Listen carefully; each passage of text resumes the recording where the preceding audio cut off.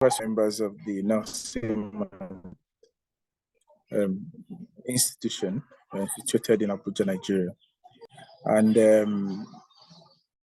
at the Center for Climate Change, we is a center of excellence that is designed and set up to promote research, capacity building, and provide consultancy services and advisory services to organizations and to governments and interested policymakers and interested parties in the issue of energy and climate change.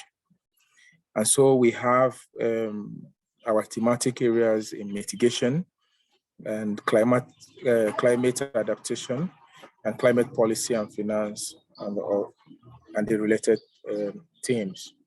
So today we are having our third decarbonization pathway series. In the previous, we talked about the transition, energy transition, and we looked at the options of nuclear and coal and every other option we have here. And today we have Professor Nelson Zadeh, who is going to take us through what opportunities Africa has, especially in the area of green hydrogen. And I would like Dr. Bello, if you're in the house, if you're in the call, to indicate.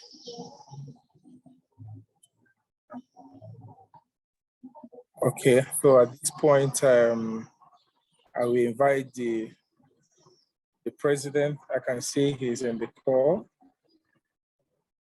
It was just brief opening remark before we invite Professor Nelson for his presentation.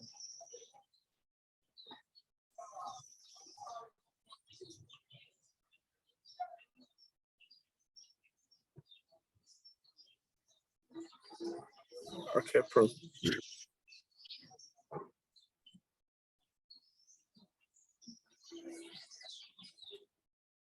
Yes, good afternoon, everybody. Is it especially Dr. Nelson? Good to see you again. Good to see you too. Yeah, I'm happy you are able to take us through this presentation today. So this is to welcome everybody to this webinar by the Center for Climate Change of African University of Science and Technology, Abuja. I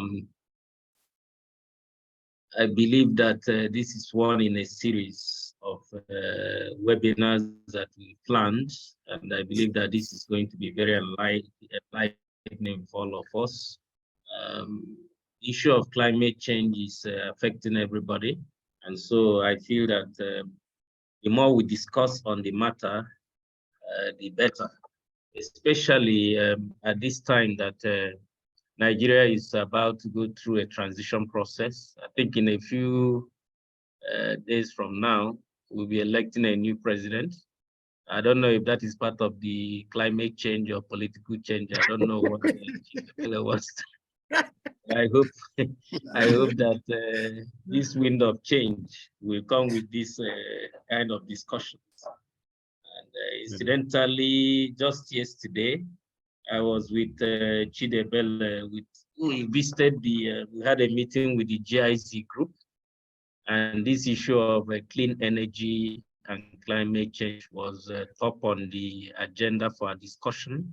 And I believe that these kind of conversations can lead us into taking our rightful place in making contributions towards energy transition and all the things that are connected with energy and climate change. Well, I'm not an expert in this field, so I won't talk much. I want to welcome you. You've been with us, Dr. Nelson. You've been one of our visiting professors. By the way, congratulations for your new elevation to the new university where you are in the US. And we believe that we'll continue to collaborate more with you. Thank you. Thank you. Thank you, Prof. Tobelo. Please introduce our speaker for today.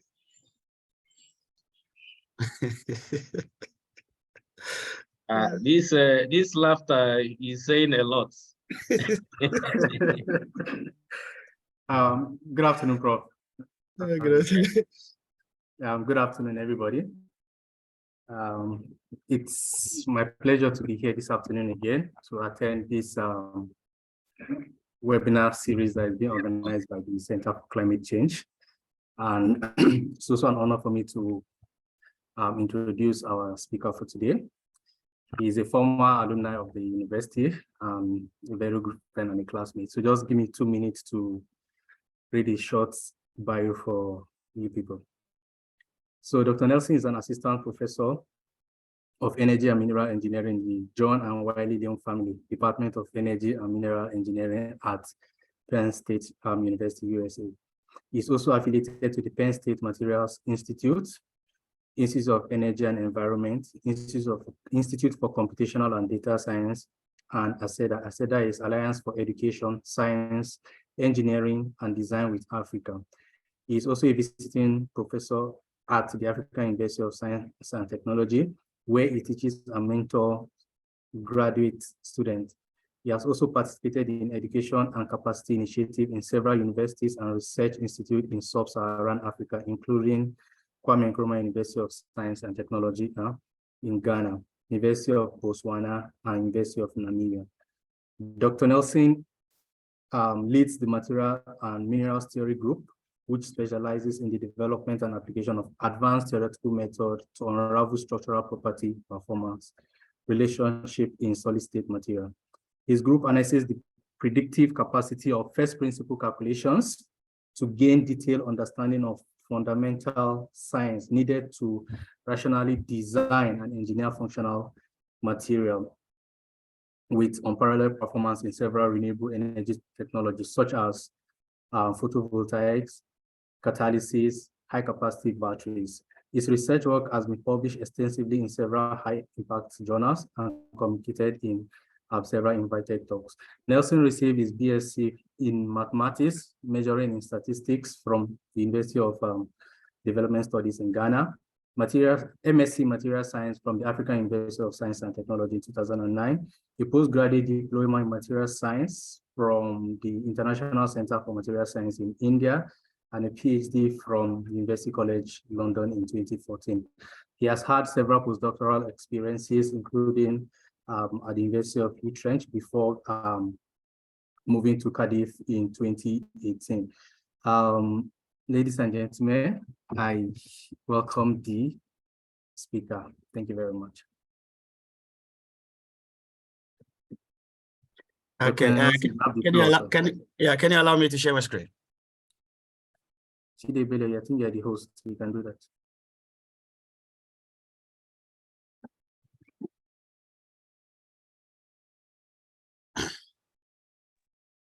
Go on. Okay.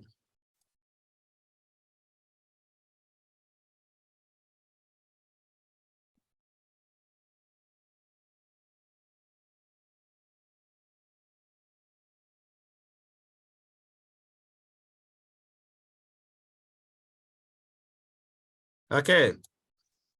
So thanks for the wonderful invitation, and thanks to be able to join all of you all over in Africa, all over the diaspora. This is always a privilege, and when we have the opportunity to come together as scientists, as people of like minds, where we can just share our thoughts, and that should be the breeding ground for new ideas and new collaborations. So I don't take this invitation lightly. I'm glad to be invited.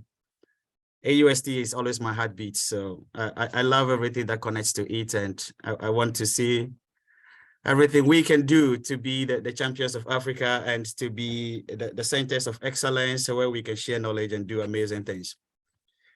So today I will be talking to us on a very critical topic that is very dear to the world now, and everybody is really interested in. That is the role of green hydrogen in decarbonizing the transportation sector. This is something that's applied to a wide range of sectors, but today I'm focusing on the transportation sector.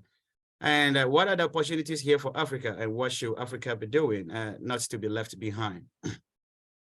So just before I continue into the nitty-gritty, is my screen visible? Can everybody hear me? Yes, we can see you. Yes, we can. Okay, fantastic. Yes.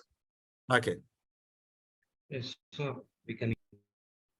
Okay, so thanks, Dr. Bello, for the kind introduction. Bello has been my buddy. We've gone through everything together. So I appreciate your kind words.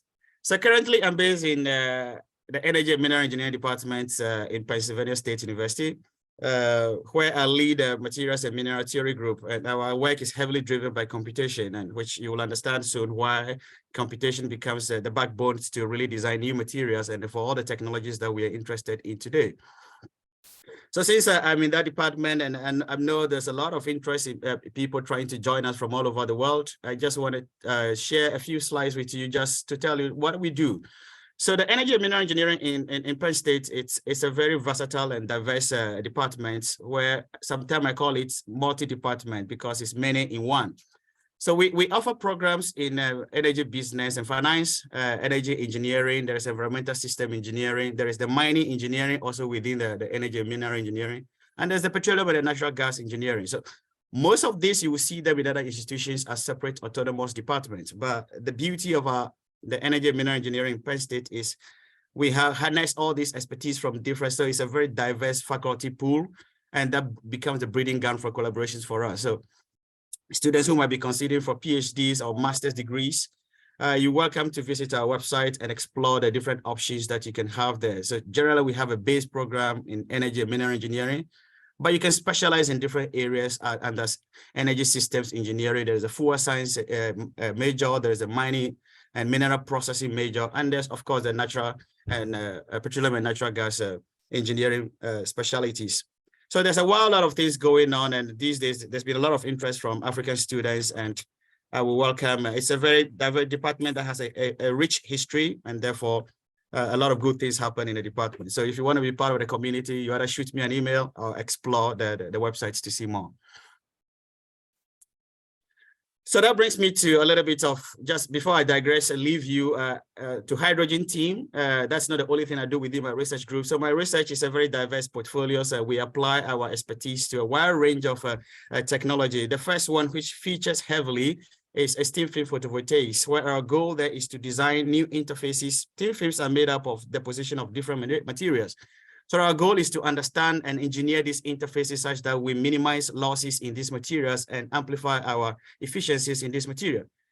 A heavily driven team also within my research is heterogeneous catalysis design. So where we employ robust computation approaches to design novel catalysts that we can deploy for a wide range of applications, particularly in CO2 conversion to fuels and chemical feedstocks, hydrogen, which is going to feature, which I'll talk about today. But we are also heavily driven by batteries and energy storage in general, where we do a lot of work in battery designs, supercapacitors, and really designing new systems, interfaces, and how different electrolytes and electrode interfaces react, and therefore the performance and stability. We explore all those configurational space using computation. And something that is so dear to me because I'm from the continent and I'm from Ghana, we do have a lot of mining activities in Africa where sometimes we release all kinds of toxic heavy metals into our water systems. Some of this becomes sources of illness and diseases.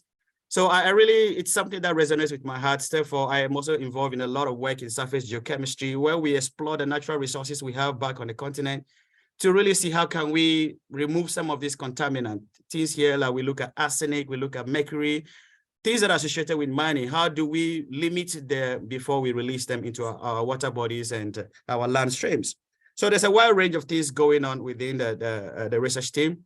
And the key thing that we are interested in is structure property. So basically, if you take any given material, it has a particular structure, and that is going to dictate its performance. The key thing is to be able to understand what are those relationships, and therefore, how can we engineer them? How can we twin them? So that is the overarching theme or goal within my research team, is to understand structure, property, performance, relationships in all solid state material. And therefore we can then know how to engineer them and make them better. So for today, I will be serving you like a 2-course meal. This is just a talk. So the background, as a starters, I'm going to give you a general background and overview of just green hydrogen and hydrogen. Why are we talking about it? What is in it for us?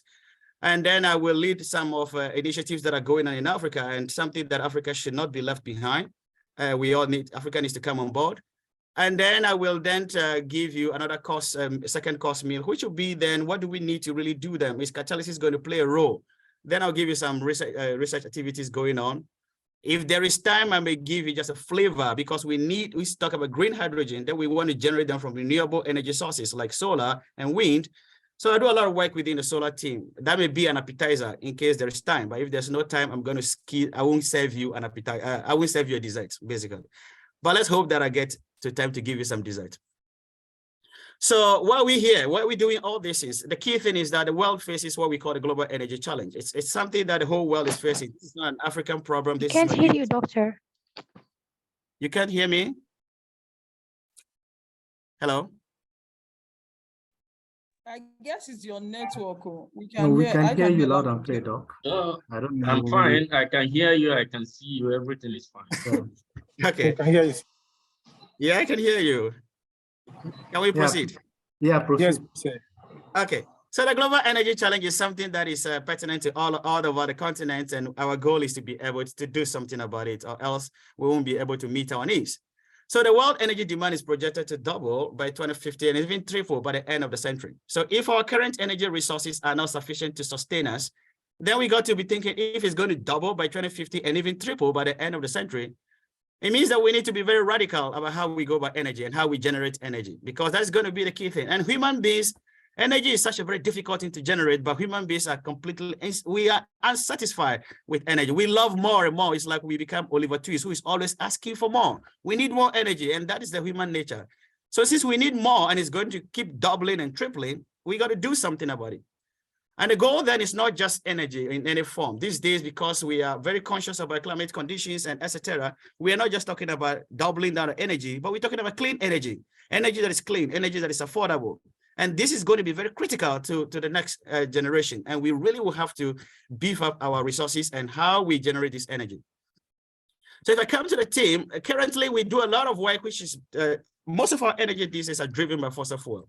And because it's driven by fossil fuel, it comes with its impact on us. And we see a lot of increasing emissions of CO2, which is now becoming the backbone to climate change and global warming. And we are very conscious about it now, but we have to do something. So the goal is that every year we release tons and tons and billions of tons of CO2 into the atmosphere. And all this CO2 is accumulative. So it's sum up together. As it sum up, this is what is leading to the increase in temperatures we see all over the world. And therefore, that is leading to negative effects all over we see now. There is massive impact of climate change. If somebody still exists and still not a believer of it, we can all see floodings happening beyond our boundaries. We see heatings, extreme heats in all over. Extreme weather conditions are plaguing all over the world. So this are alarming, and it means that we all got to be conscious about it and want to be a player as we mitigate or go through these processes. So if we really want to keep global warming to a certain limit and we want to minimize its impact, then we need to limit the rise in global temperature rise. And this is something that all governments across the world have agreed to, that yes, we got to keep our temperatures below 1.5 degrees centigrade if we really want to make life sustainable for the current generation and the generation to come after us. And therefore, how do we achieve that if we want to keep the temperatures below 1.5 degrees centigrade? It means that we have to drop down the global emissions. We got to drop down significantly. We got to innovate towards net zero. Innovating will take us a lot to do. And that is the reason why these days we talk about sustainable energy. That is a sustainable energy future. What do we have to do? You will listen to Gutierrez, which is the UN Secretary General. There's a quote aloud from him. He said, "It is time to stop burning the planet and start investing in the abundant renewable energy all around us." We have it all around us, but we got to make an investment in them. We need to do research into them. We need to do something. They won't just give us energy unless we do something to get the energy. So that's a very important quote. And how are we going to achieve that? How do we going to innovate towards zero? It's not going to be one technology. It's not just going to be solar. It's not just going to be wind, but we talk about the greener mix. The greener mix that we're looking at all the renewable energy technologies. Hydrogen will play a role. Solar will play a role, wind will play a role, and these are the things that we got to amplify as we drive towards the greener mix and therefore achieve a sustainable energy future. If we can do that, there's cheap electricity all around us. So it means that if we can do that, we can provide the world with 65% of its energy that will come from clean energy by 2030. And by 2090, most of our energy sector, or most of our energy needs may be coming from renewable energy. And that will be a massive change. We can therefore mitigate climate change. So these are all the questions that the global community is looking at extensively, and we all got to be a part in it. But I always love this quote from Kemi the Frog. He says that being green is not always going to be easy. Yeah, we desire to be green, but to be green, as the Kemi the Frog will tell us, it's not an easy adventure. And since it's not an easy adventure, it's going to take a lot of grit and hard work and research and investment and commitment for us to be able to become green. So if we want to go green, this is the platform or network of convoluted energy setup we will need. As I showed you already, solar will play a critical role. Hydro is going to be there. Wind will play a critical role. But the key thing is that as we generate a lot of these renewable energies, sometimes we have surpluses. Can we begin to use some of those energy to also do a lot of chemical conversions? And that is when we cannot take natural feedstocks like nitrogen and CO2, which is already the problem we have, and water, which is abundant. We can then take those to processes like photoelectrochemistry and electrocatalysis, and then we can produce a wide range of useful chemicals like ammonia, which we need for our fertilizers. As populations grow, we need more food. So we need to produce more fertilizers. We can also produce hydrogen, which becomes a very clean fuel, and then we can use in the transportation industry. So all this convoluted energy platform is very important that all of them is amplified at the same time as we work on them. Not only do we need a hydrogen, but we need to think about energy storage. How do we get the chemicals? How do we convert them to fuels? And therefore use them in the transportation industry. Is batteries going to be relevant? Fuel cell technologies are going to be relevant if we want to convert that hydrogen back into electricity and use them to drive our cars. And the battery technologies are all going to be. So this is a bigger picture that everybody needs to be part of, and everybody needs to kind of be conscious and be a player and do something about that area. But that brings me to the transportation sector. So most of the energy we use in raw electricity forms are just about 20% or 30%. A lot of it goes into the transportation sector, which is about 70%. So generally, this particular sector, it's heavily depends on fossil fuel. And because it's heavily dependent on fossil fuel, it generally contributes about 37% of CO2 emissions to all end users. Just in 2021, you can see that it's about 37%. So if you look on the map here, you see in terms of gigawatts of CO2 released from the different sectors, you will see that transportation industry, it's really chunky. And the road in particular, just we look at our road, which is the light blue here, you see that it's the one taking significant portion of the contribution of the net CO2 to the environment. We can have some of them coming from the rail sector, the shipping sector, the aviation sector, and the pipeline transport. But you can see the road is dominant. And if you're very aware with it, you see in Africa, most of our transportation, we deploy a lot of road transports in commuting from one city to the next city. So it means that the transportation sector becomes something that we got to be very conscious about. And why should we even be conscious about it more? So you will see that as you look at in terms of our smaller cars, which we use in the transportation, the light duty cars, which are not too heavy, like the plug-in, and this day we have hybrid, their energy consumption has plateaued. It's more or less flat, as you can see on the energy plot here. But that is because now innovations in car is improving and hybrid electrics are coming in. But what about the heavy duty sector? The heavy duties are not sectors that we can deploy them to batteries yet. So they still have to take in a lot of this fossil fuel. Those are the heavy duty cars that would do the transportation and distribute goods all over the world. So they are still rising. As you can see, their energy intake is still rising. So they are the heavy polluters. They are the ones that we got to pay attention to a lot. How do we decarbonize this transportation sector, especially with regard to the heavy duty?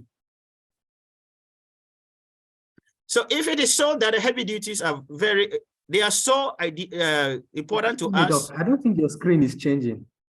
Or you're still on that sustainable green energy feature? Yeah, slide 9. You're slide 9? No, so I'm on slide 12 right now. Yeah, because I noticed it's not changing. So, okay, let's see what happened. Which slide can you see now? Strange. Yes, we can see slide 12 now.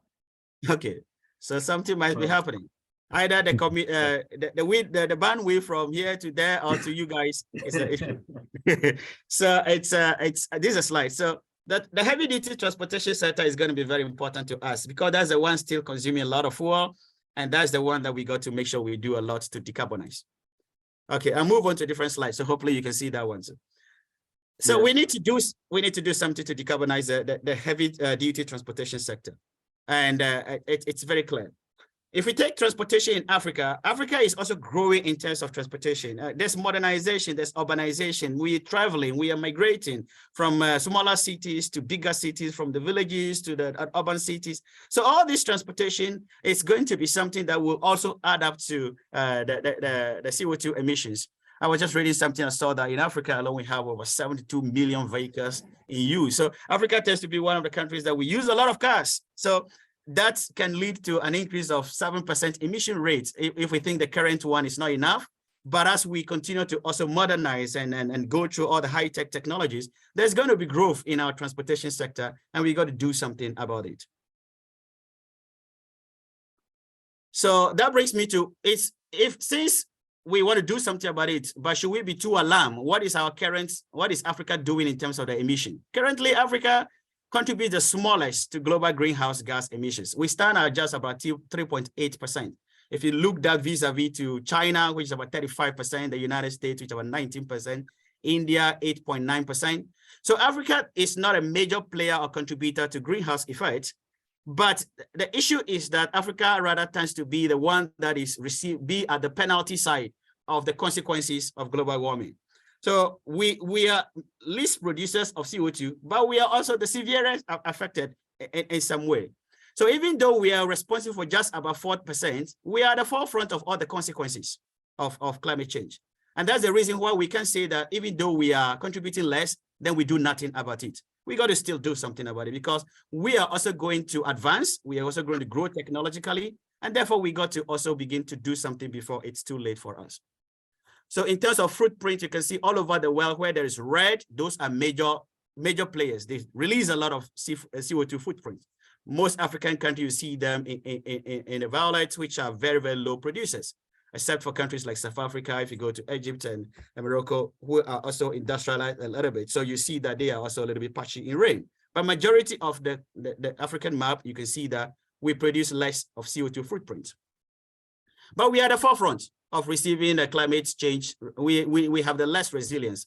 A recent study that was done is to look at which African countries are the front line of the negative consequences of climate change. And you see, they came out that 27 of the African countries are going to be in the lower resilience zone. It means that we are not robust enough to withstand some of those consequences. Especially the Sahel regions are going to be heavily affected if we look at them. Countries like Mali, Niger, Chad, and Sudan are going to be at the mercies of climate change. And that means that we can't leave anybody behind. We all got to do something about it. Okay, so we're going to strive to solve the climate change problem. What are some of the ways we can do that? Because of this issue of climate change and because of decarbonizing the transportation sector, we see now a rise in electric vehicles. So electric vehicles are rising, and because we are grappling to eliminate fossil fuel from our energy diet. We have too much of it in our energy diet, and we got to do something about it. So for the rise in electric vehicles is increasing. Just in 2021 alone, you can see over 16.5 million electric vehicles were on the road, and it's growing. As you see the map here, electric vehicles are rising continuously. From 2011, you can see now we are in the 16 million territory. And a lot of these are deployed all over the world already. So the question is, how do we power our electric vehicles? What's going to be the means by which we power them? We have two options available to us. So normally I say we have two options. What are those options? We can power our electric vehicles using batteries or using fossil fuel. So these are the two technologies that are very clean themselves. Both of them produce electricity to drive our electric vehicles. And because they produce the electricity, they will eliminate pollution and therefore all the inefficiencies we see in fossil fuel powered combustion engines. So just a little bit into why before I switch to the fossil fuel, which is going to focus on the hydrogen, you will see that batteries are going to be important, fossil fuels are going to be important. And in the fossil fuel, that's why hydrogen is going to play a role. So there's a lot of work going on in battery technology, battery development. You see Tesla and a lot of companies all around the world are developing already hybrid vehicles that are based on batteries. The fossil fuel-based electric EVs are also on the rise, and hydrogen is going to be a key player in these two technologies. Just to focus on the hydrogen, which is going to be coming from the fossil fuel technology, we'll look at them vis-a-vis. Which one should we even be agenda? Both of them needs to be advanced, but which one even provides us a promising route? So if you look at the hydrogen fuel cell, basically what you need is just, so you have a car there, you need to pull off your hydrogen from the hydrogen tank here, and that hydrogen has to come around and react with oxygen. So oxygen will come and react with this. And then as it gets to this membrane here, you see this is a catalyst. This catalyst is able to extract all the electrons from the hydrogen, and therefore the hydrogen will just combine with the oxygen. And those electrons can then travel through the circuit. You can see them, they will produce the electrical current. And the end product is just water. So the hydrogen and the water combine, you produce water. And you can see that that energy you produce here can then be used to propel the shack, which you can then drive your electric vehicles.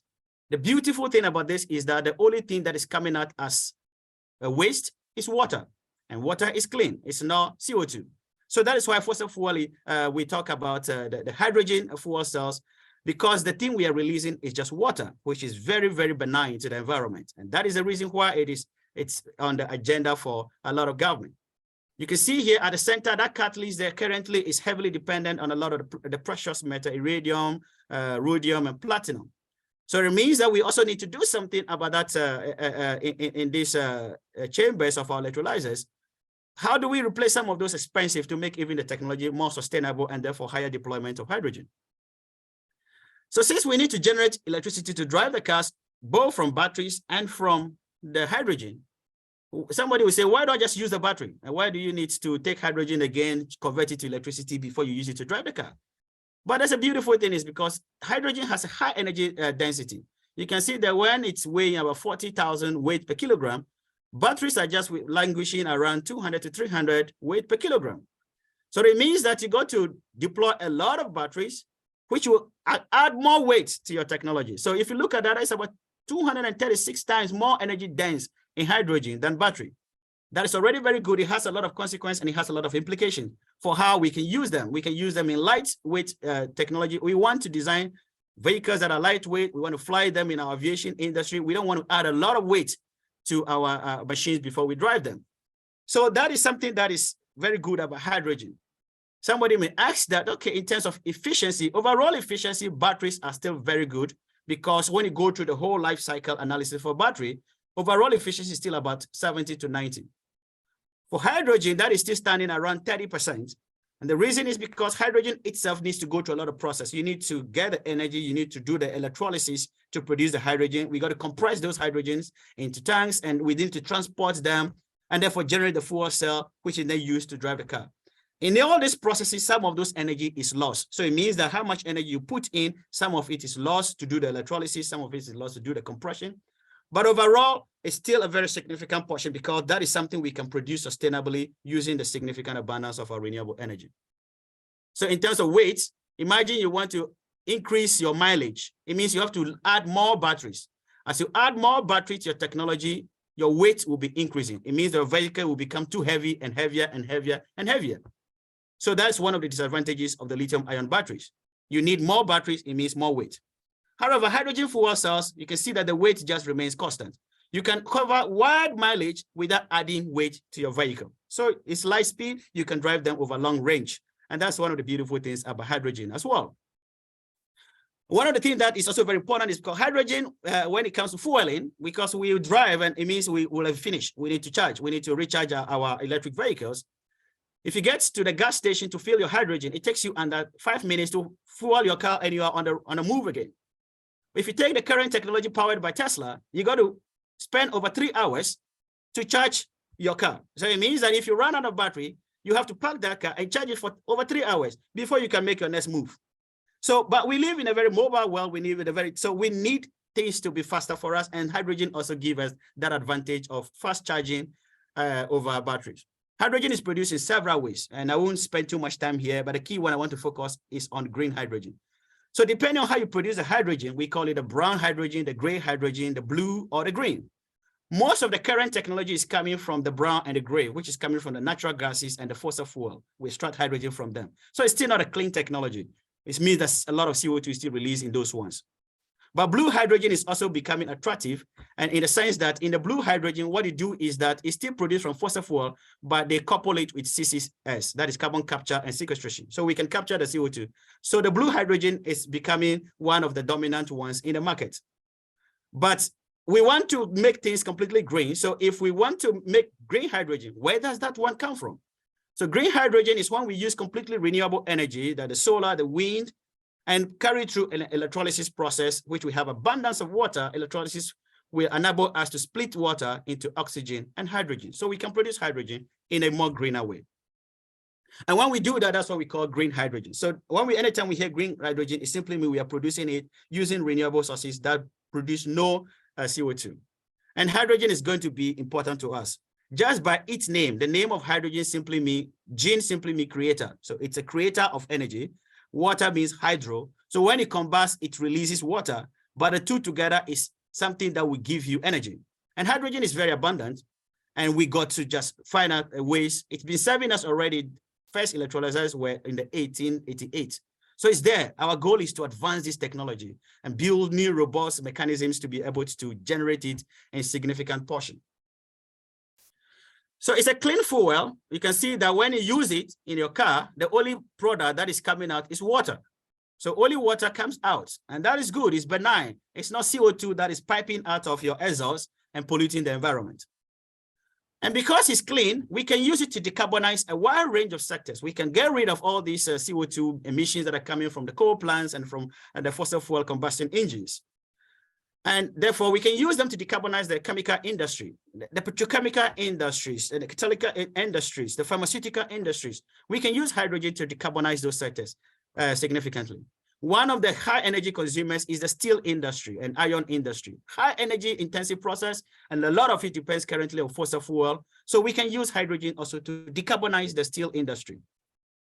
But it's also very important that the one that is so dear to us now is to decarbonize the transportation sector.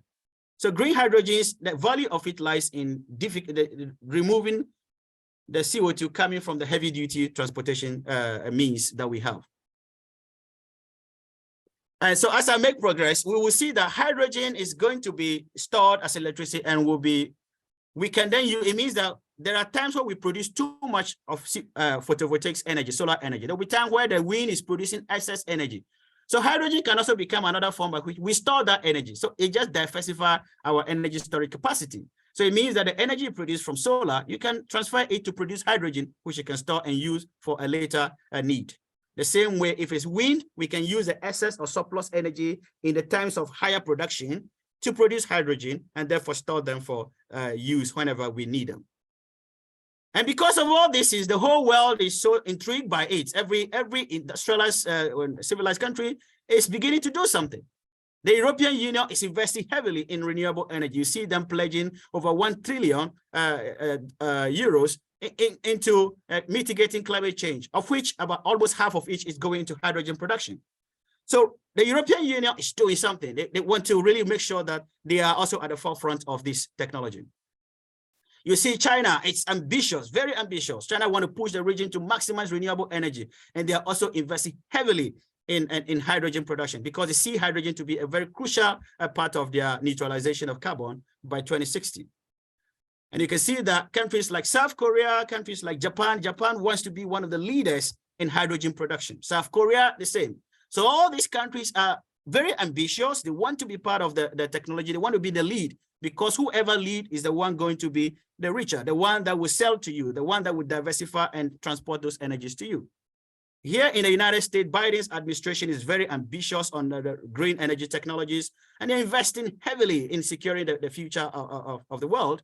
You can see recently they announced about 1.7 trillion in securing the future of the United States. And a lot of those energies are going to clean technologies, of which hydrogen is featuring significantly. So within this umbrella of what they call H2 at a scale, which is funded by the Department of Energy, this is a massive umbrella which is championing a lot of the hydrogen initiatives in the United States, where they want to go about deploying, making hydrogen production cheaper, the transportation cheaper, the storage cheaper, and a lot of things are going on. So we see that every country all around the world is doing something.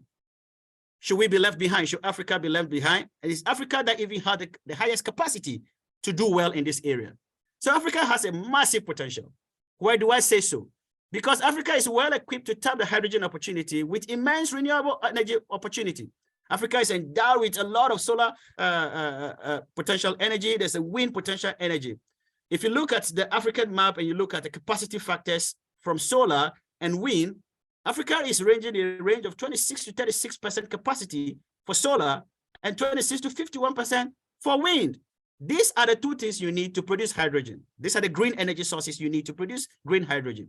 So Africa has the capacity to do extremely well. Our goal, therefore, is to be able to harness the resources we have, which we have in super abundance, to produce green hydrogen. If you look vis-a-vis the world map and you look at Africa or the map, this is solar map in terms of solar potential. You see almost everywhere in Africa, solar should do well. In the southern belt in particular, if you go to the northern Africa, they should all do well compared to other parts where they don't even have massive solar insolation, but they're still investing heavily in solar. So we are strategically positioned to tap into the renewable energy coming from solar and wind and to do amazing hydrogen production that we can meet our domestic need and also our need to export, which will put us on the international trade sector where we make a lot of money and use those money to develop other sectors of our economies. So as you look here, what I just want to show us is that all these energy technologies, their prices are coming down. Solar is advancing. So the price of solar energy is coming down significantly. It's projected that by 2080, we can even bring the price of solar down to 0.014 kilowatts. That's going to be something that's significant. So prices of solar panels and prices of solar energy production is plummeting. It's coming down significantly. And that's a good news for us. It means that we can deploy more solar, generate a lot of solar energy, and utilize some of those energy to power our own sector electrical needs, but also transfer them to produce hydrogen, which will also become another clean source of decarbonizing our transportation sector. So I'm super excited to see that there is this African Alliance for Hydrogen, which has been formed. Currently, there are 6 member countries that are leading this initiative, made up from Germany, Kenya, Mauritania, Morocco, Namibia, and South Africa, as you can see them highlighted on the map. So these countries have come together to form this alliance we call the African Green Hydrogen Alliance. And the goal is to be able to be the champions in Africa, to coordinate other African countries and to bring a lot of African partners together to produce hydrogen in a more sustainable and more equitable way.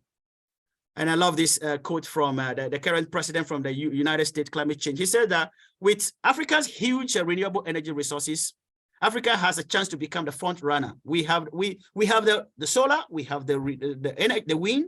So we have a very massive potential to be front runner in this nascent green hydrogen technology or industry. And this is going to create a wide range of zero emission jobs for our domestic people, and it's going to pay domestic energy supplies for our people. We can also export some of this energy. But for us to get there, we need to be radical. There should be radical collaborations across governments in Africa, across academics, across researchers all over the continent.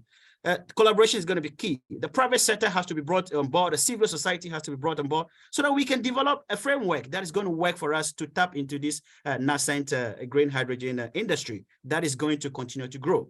And Africa has a promise to play a significant role in this area. The key thing I wanted to say here is that currently we see here that all the 6 member states are championing this initiative. But because they have started something, a lot of African countries are already also beginning to think about it. We don't want to be left behind. I was reading a news report recently where even in Nigeria, President Buhari also made an initiative trying to begin to put Nigeria hydrogen initiative. So there's a lot of plans in several African countries now that want to come together to form this alliance where we can produce hydrogen in a more sustainable and greener way. So there's this report that I will refer to you to read. There's a report called the African Green Hydrogen Potential. If you haven't read it yet, it's an elegant report, and I will recommend that you take it.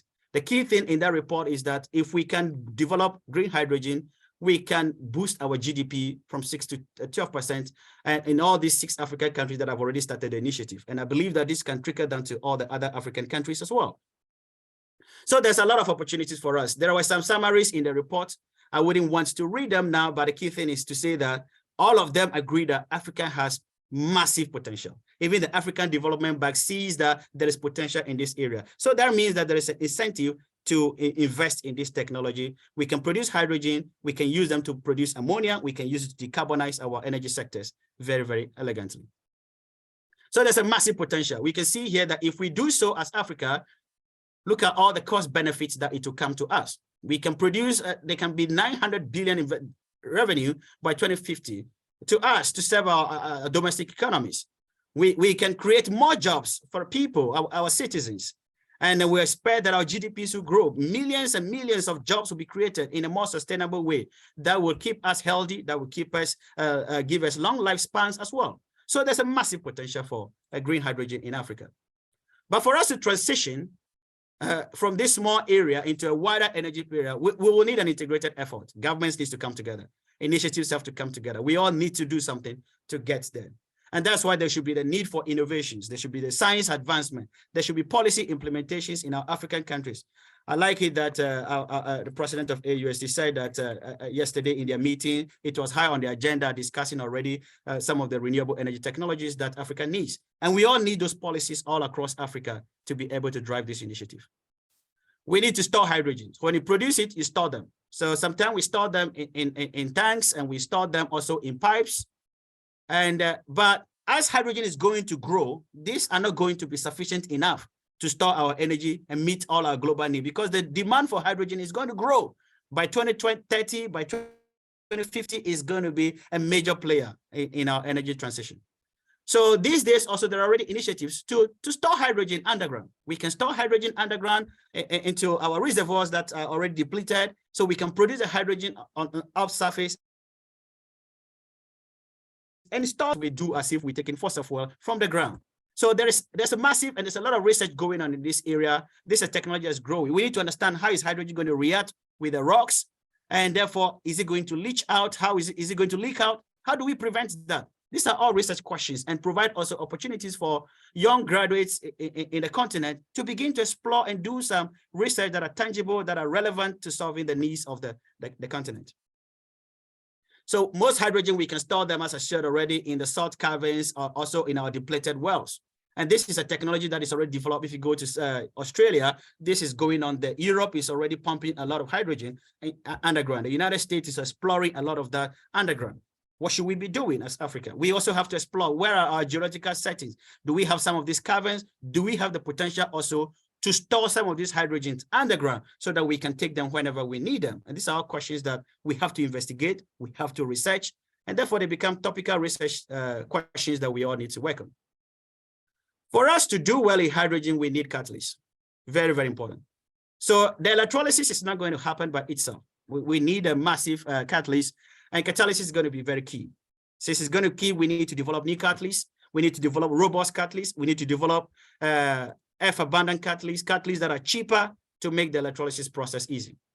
And this is where I come in. A lot of my research is driven by theory and computation, and we combine with experiment. Our goal is to be able that when we do these things, we can understand design catalysts quicker, faster, and more efficiently. So most of the approach we apply is something we call DFT. I won't go into it, but people who want to catch up with me later, we can discuss that. But overall goal is to be able to reduce our computational costs, where a lot of approximations has to come in. Electrons will play a role. So some approximations are made, and that approximation can break through in what we call density functional theory. This is a concept that is applied extensively in the materials community. It's won a Nobel Prize. So it's a heavily tested and proven method, and we use them these days to do a lot of materials design. But I'll be happy to catch up on that. So in my group, what we do is to harness the synergy between experiment and modeling, where our goal is to have a beautiful marriage between theory and experiment and produce a lot of beautiful babies we call new catalysts. So when you do theory alone, you without validating and producing them or making them, you don't really understand the catalyst holistically. So catalysts are very complex, and therefore we need to understand them from the atomistic point of view, where the theory will help, and we therefore have to synthesize them specifically and then test them for the reactions of interest to us. And structure property is going to be the key driver in those areas. So hydrogen, if you want to produce it, you got to split water. You need catalysts that will do that, and catalysts that will also evolve the hydrogen, that will let the hydrogen come for you. So we need to do that. How do we do that? Currently, the best performing catalysts are, as you see at the top here, something we call the Sabatier principle. We have platinum, palladium, rhodium, and iridium are at the top here of the volcano. So they are very good in terms of splitting the hydrogen and also not binding the hydrogen too strongly. So you can release the hydrogen. But you know that those things are very expensive. But again, I will say this here. Most of these minerals, we have them also in Africa.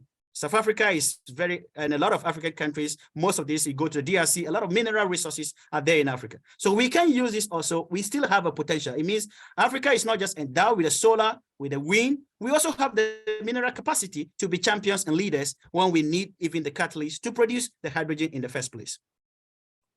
So we need to develop other materials that are not too expensive, but are still doing very well. And one of them is called MOS2, and I will just give you a flavor. So we've done a lot of work in this area recently. We published this work in ACS Energy Letters, where we actually try to engineer MOS2. The principal material itself is not that good, so we need to engineer it. We have to bring in nano engineering. We need to bring in sometimes changing the conductivity of the MOS2. So we have all kinds of polymorphs of MOS2. One of them is called the 1T phase. So the 1T phase of this material is not, and itself is not stable. We have to stabilize by lithium. So lithium comes and stabilize and hold the layers together. One of the questions we posed recently is, if you have lithium, does the lithium play a role, or is this just a spectator? Is it just there observing? And we try to unravel that chemistry, where we bring in a team of computational scientists, and myself was heavily involved in the project, and experimentalists. And our goal is to be able to synthesize those 1T phase and introduce different capacity or different range of lithium and see, do we need more lithium or less lithium to produce hydrogen more efficiently if we use MOS2? But a summary of that research came out today. So when you synthesize and you have lithium, your lithium will populate your MOS2 layer. As you see here, the purple region and the green are electron densities. So because you become very rich in electron, what will happen is that you will need to, it will bind your hydrogen too strongly, and therefore you will not evolve hydrogen more. So we did that for different concentrations of hydrogen. And what you will learn from this plot simple is that you don't need too much lithium to stabilize and to be able to produce more hydrogen. So you see here, under low lithium loading, your hydrogen Gibbs absorption energy, which is the descriptor, should be as close as possible to zero. And you see that most of the low concentrations are the ones that are close to the zero line are for the low lithium loadings. And that is exactly what they do in experiments. And once they repeat the experiment, we can figure out exactly that. And the low lithium loading, which is the red and the blue, that's where your Tafel slope is the highest. So we can produce more hydrogen just from combining experiment and modeling, and therefore know that we don't need to throw in a lot of lithium, which will make our system become too electron rich, and therefore we just poison our catalyst, basically, to just hold the hydrogen and never release it. And this work was published in ACS Energy Letter. So we need new materials, and therefore we need the platinum, we need the rhodium. Sometimes we don't need too much of it. So we can just now become very clever and just use a single atom. Instead, we take a material and put just a small concentration of that platinum or iridium, and that is doing amazing. So this work I did with a group in South Korea recently, where we just engineer MO2C by just a single atom ruthenium, and we show that ruthenium just deposited, which is still going to decrease the mass, we can produce hydrogen in significant proportion. So those are all the engineering things that are going. And this is also a work I did with a guy who came from DRC Congo and currently based in South Korea. We want to see, we have a lot of minerals in our continent. Some of those minerals are also good catalysts. So in the DRC Congo, columbite, tantalite, it's something that is like a conflict zone, and people just come and take them and throw DRC into conflict. But we recently investigated this material and found out that it's an amazing catalyst as well for hydrogen production. So there's a whole lot of things going on in that area. Once you have hydrogen, you can produce chemicals. You can produce methane, you can produce formic acid, you can produce methanol. And I do a lot of work in that area, but I don't have the time to talk about them today.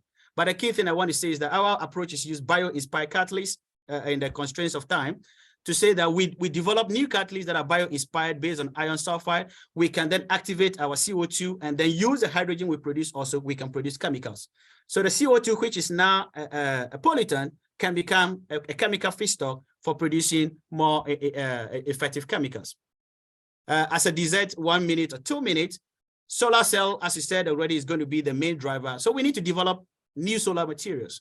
We need to engineer materials. We need to understand what is happening in solar panels. We need to understand in different architectures. And this is also an area that I drive a lot in terms of research, where we want to understand what is happening in those layers as we deposit different materials on top of each other. We want to make sure that we maximize our electron collection and minimize our recombination between the electrons and the holes. So this is also an area that is booming, and there's a lot of work going on there. Our goal is to be able to understand that the synergy between those layers is perfect so that we minimize losses. So this is a highlight, just a recent work we show that when you couple one material to the next material and you can understand the interface from modeling and figure out that, oh, there's no defect in the interface, that can lead to enhancement in your photo response, as we did in a work we combined marcasite and pyrite, which are one of the F-abundant materials that we can use for solar deployment. And this work, you see that I can chat with that a little bit. But I'm going to skip this one and just kind of come out and say, oh, one of our AUSC students is currently with me here in Penn State, Henry, who I taught, I think, in 2020. So he's here. He's also championing a lot of work in those areas of developing perovskite solar cells and really understanding the interfacial phenomena and engineering these materials so that we can use them in massive solar deployment. So for me, just to kind of wrap up and give you a sum up, I want to say the key take-home message I want to put across is that Africa has a massive potential to do amazing things with decarbonization of our energy sector using green energy technology. And the reason why I say so is because we are well equipped, we are well endowed with the opportunities coming from solar and wind. Not only that, we are also equipped with the mineral resources that will play a catalytic role in the production of green hydrogen. And if we can do so, we can develop a large adaptation of green hydrogen, and it will also bring us a lot of economic benefits. A lot of economic. Africa can become the front runner. I strongly believe so. But we need to come as an integrated force, a collaborative force to do so. And research is going to be the driver behind all this. We need fundamental research. We need applied research. We need scientists across Africa to start talking. We need young brains and young researchers to start thinking about the problems and how they can also be players in that area. So fundamental research is going to be key. And I will advocate always that we need to do computation and we need to do experiment. If you do experiment alone, there is serendipity. There's a lot of try and error. We waste a lot of chemicals. We produce a lot of waste. But if you combine it with modeling, we can already do predictive modeling. We can screen, and therefore we minimize waste, we minimize the technology time, and therefore a lot of these good things happen. And that is why I want to say that I just thank my colleagues who work across all over the world that have been part of the network of research I do. And funders, I want to say thanks to all of them as well. But I just want to conclude by saying that thanks you guys for listening, and thanks for being part of the discussion. Hydrogen is going to be key. My email is there. Anybody want to catch up? But always I say this as a conclusion. Marcel Proust once said that the real voyage of discovery is not in seeking new land, but seeking with new eyes.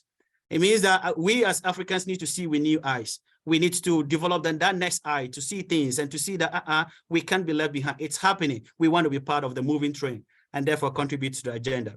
And with that, I want to say thank you. And if there is some time, I will be glad to take some questions.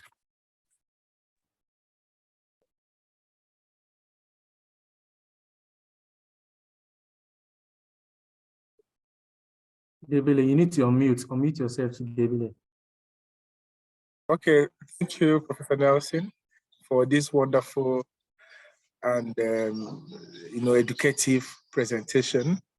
And it was just like the highlights of our discussion yesterday, and I could see Professor Walo itching to make some comments before. Yeah, can you hear me? Yes, we can hear you. Yeah, so I could see.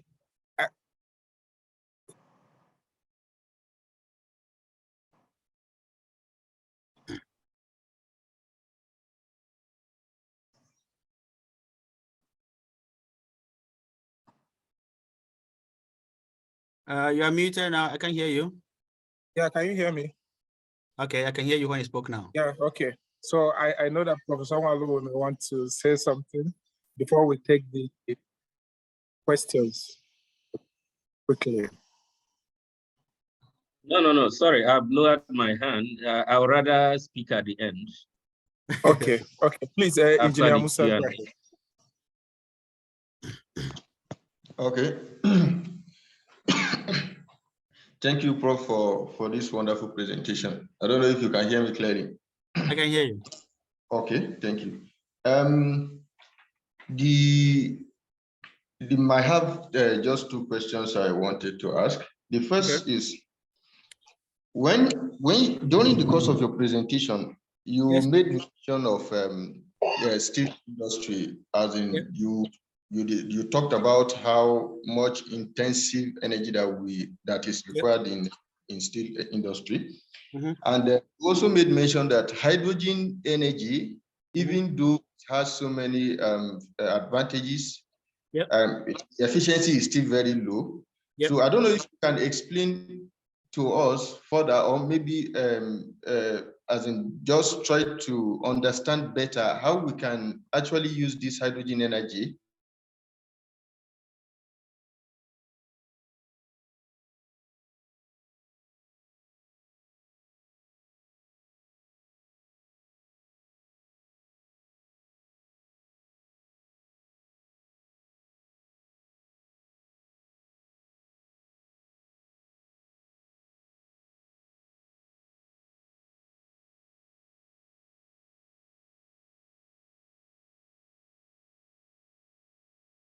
At 25 to 35%.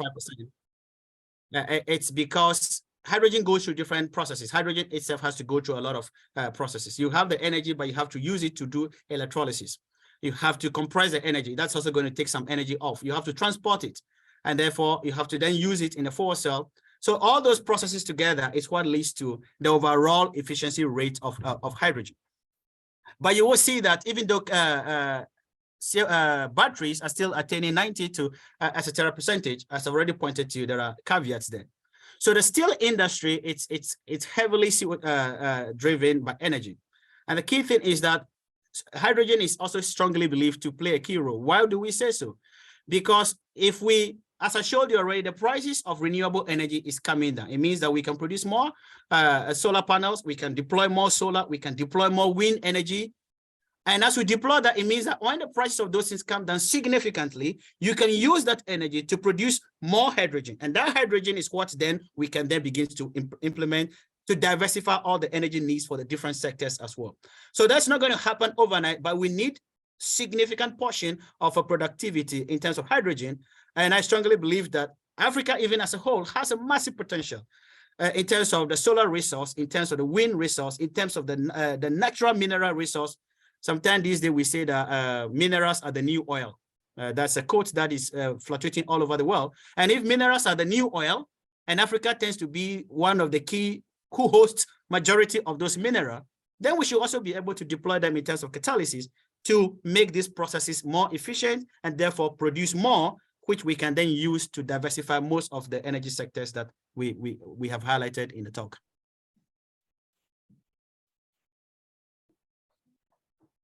Yeah, I hope that answers the guy's question. I can catch up with him more, but we can take more questions. Okay, sorry, can you hear me? Yes. Okay, I was knocked out of the Zoom network. I don't know if you get my second question. Okay, the second was what? Okay, I said you made mention that in terms of yes, that Africa producing the less contribution to CO2. Yes, but we are still at the receiving end. So I don't know, what do you think is the reason for that?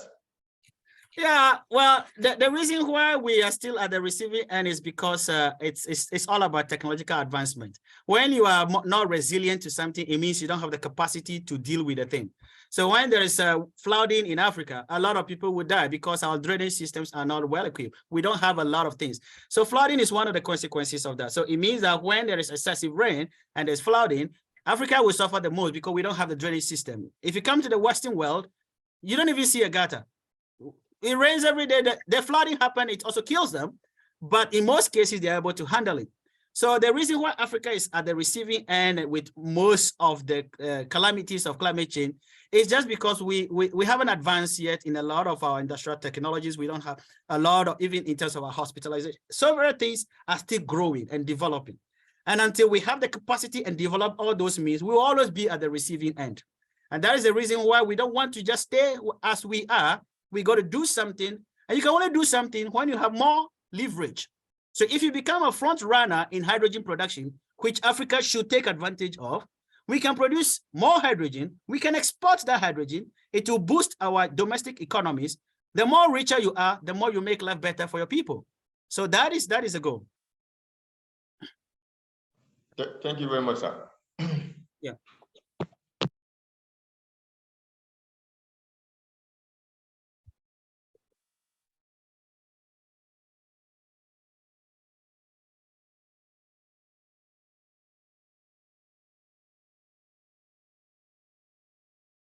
Prof. Yeah. Yeah, this is Ogbezode Joseph. Greetings